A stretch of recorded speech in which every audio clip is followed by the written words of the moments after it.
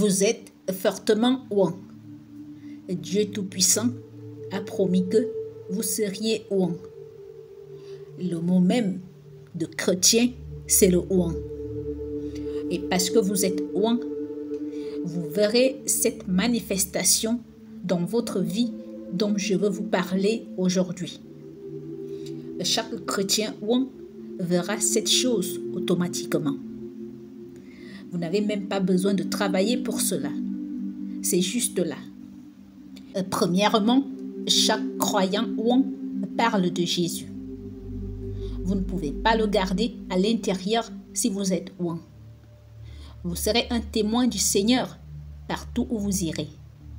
Vous parlerez de Jésus partout où vous irez parce que l'onction est comme un puits débordant qui bouillonne dans votre âme. Maintenant, l'onction de Dieu est un don céleste tangible. Permettez-moi d'expliquer cela. L'électricité est une substance terrestre. C'est une substance terrestre et elle est invisible. L'air est une substance terrestre également invisible. Mais les deux peuvent être ressentis. Si vous touchez un fil sous tension, vous serez assommé. Quand l'air souffle, vous le sentez. Trop d'air peut entraîner la destruction et la ruine. Des maisons, des quartiers détruits par des vents violents. Personne ne peut voir le vent, mais le vent est une substance terrestre. Maintenant, pensez à l'onction comme à une substance céleste plus puissante que l'électricité, plus puissante que le vent. Et quand l'onction vient sur vous, vous le sentez. Littéralement, vous sentez quelque chose venir sur vous. Vous êtes oint et vous savez que vous êtes oint. Cette onction produira en vous cette manifestation tout le temps, sans même que vous essayiez.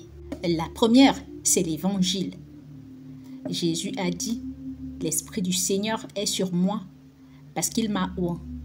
Il m'a envoyé pour évangéliser aux pauvres. » Et donc, de prêcher l'évangile, de parler de Jésus est normal pour toute personne ointe.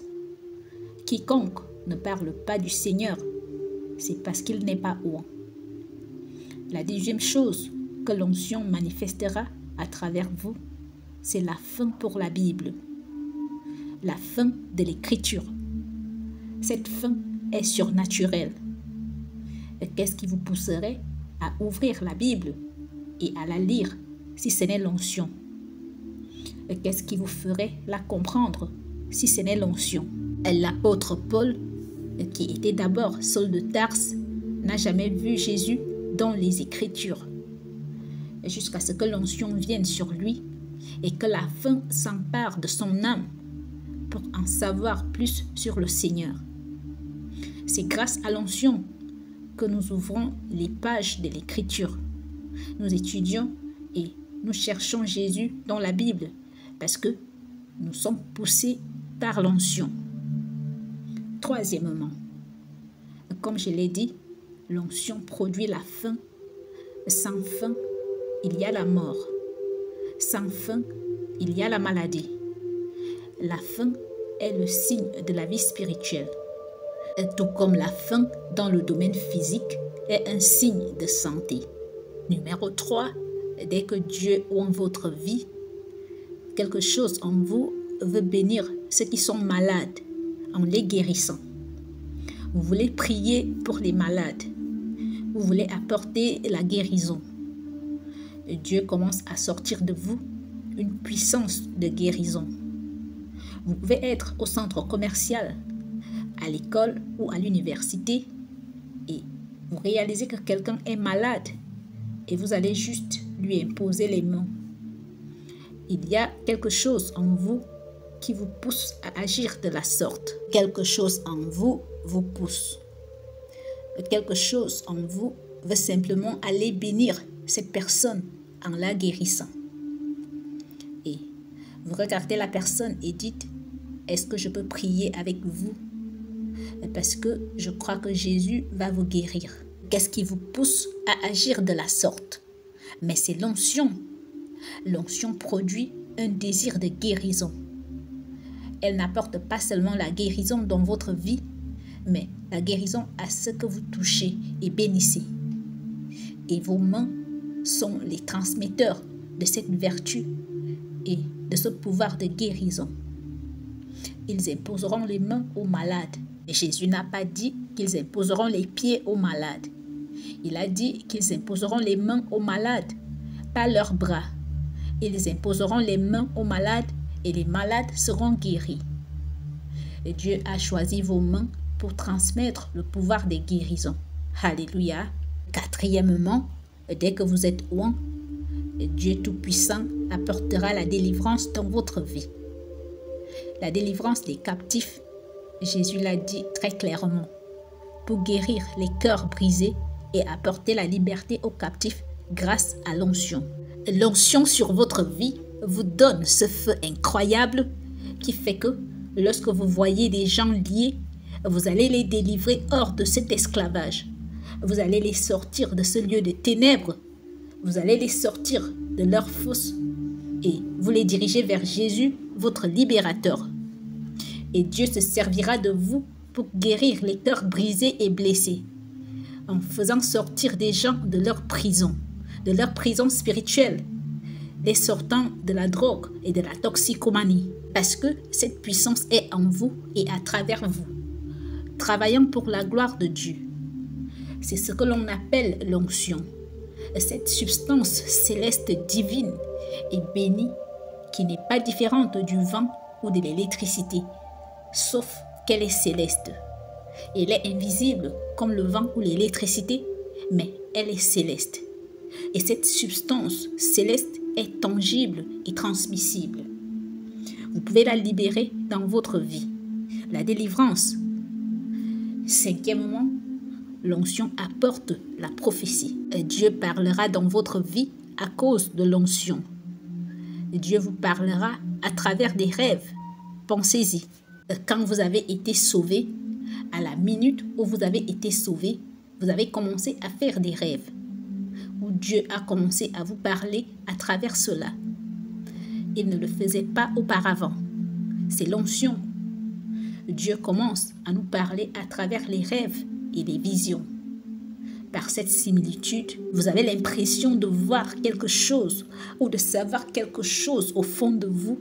Vous avez un sentiment qui vous dit ne faites pas cela, n'y allez pas. Restez à la maison aujourd'hui, ne conduisez pas sur cette route. Qu'est-ce qui cause cela? Mais c'est l'onction. Les gens font tout le temps ce genre d'erreurs dans leur vie et apportent la ruine et apportent le mal parce que l'onction ne les protège pas. L'onction de Dieu est prophétique.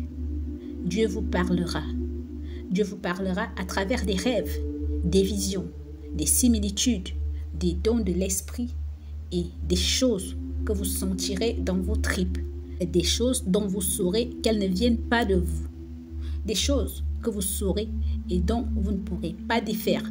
Dieu enverra des gens avec des paroles prophétiques ou Dieu donnera à quelqu'un un don qui lui permettra de dire « Le Seigneur vient de me montrer ceci et cela ». C'est par l'onction.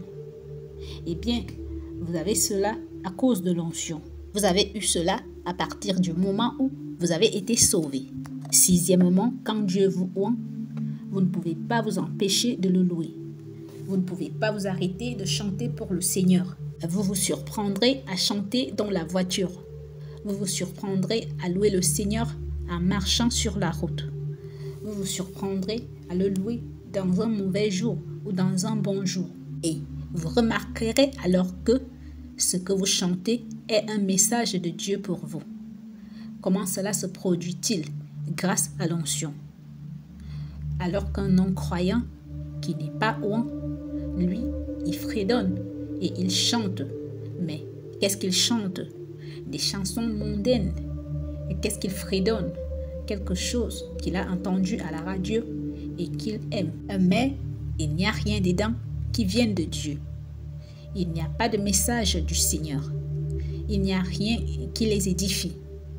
Dans votre vie, ce chant de louange est toujours une louange à Jésus. Une chanson que votre grand-mère avait l'habitude de chanter Soudain, vous la chantez sans même y penser. Ou une chanson dont vous vous souvenez quand vous étiez enfant commence à jaillir de vous. Parce que Dieu veut vous donner un message à travers cette chanson. Cela se produit par l'onction. Et finalement, l'onction produit la prospérité. La prospérité n'est pas un accident. La prospérité est le résultat de l'onction dans votre vie. C'est automatique et pas différente de parler de Jésus. Pas différente d'avoir faim de l'écriture. Pas différente de la guérison.